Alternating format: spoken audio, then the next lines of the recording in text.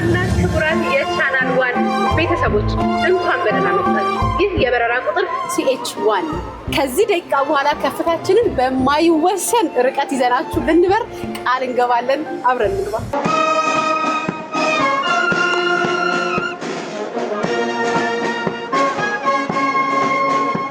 ኢትዮጵያ አየር መንገድ እንግዲህ 80ኛ ዓመቱን ለማክበር ሽር ጉድ እያለ ነው።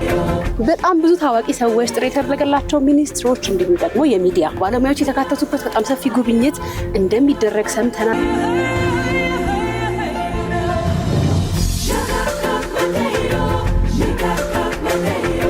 በኢትዮጵያ አየር መንገድ የበረሩትም ያልበረሩም የኢትዮጵያ አየር መንገድን ሁልጊዜ የሚደግፉ ስለሆኑ የነሱም ስኬት ስለሆነ በዚህ አጋጣሚ ሁሉንም ላመሰግን እወዳለሁ። በጣም እናመሰግናለን።